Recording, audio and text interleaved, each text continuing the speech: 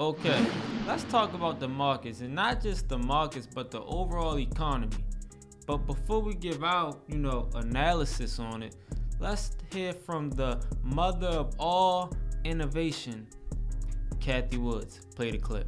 This is going to cause a lot of problems from a purchasing power point of view. I think the risk of recession has gone up dramatically as purchasing power is dropping dramatically.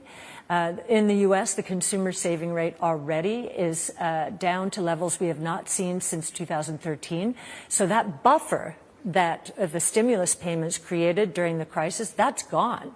And so consumers are probably going to pull back. Sentiment suggests they will, and in some ways they already have. If you average over the last 3 months, this is U.S., consumption in real terms has been pretty flat.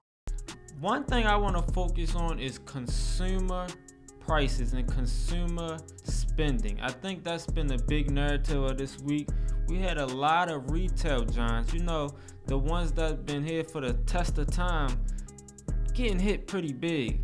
We had somebody spend $700 doing puts, meaning betting against the stock price of Target. He spent $700, he made $70,000 because Target crashed after their earnings report. It dropped around $50, $60 in one day.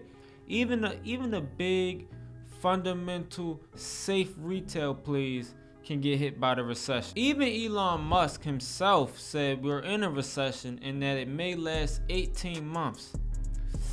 And all across the country, we seeing gas prices, shout out Tesla, but gas prices at the floor is $4 all across the country. If this ain't a recession, I don't know what is. The housing prices here in the United States are up 35% higher than they were in the 2006 bubble.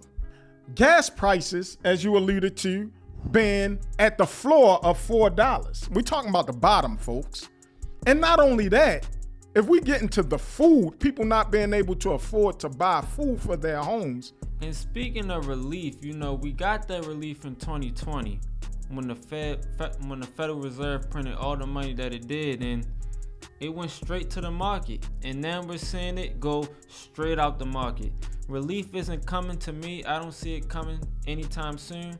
So I think it's time to brace yourself. To me, this is just the beginning.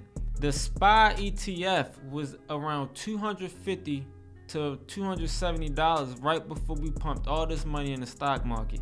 And right now the SPY ETF is around $380, $390. So we still got a ways to go. You got stocks slipping all over the place. You got rug pulls happening.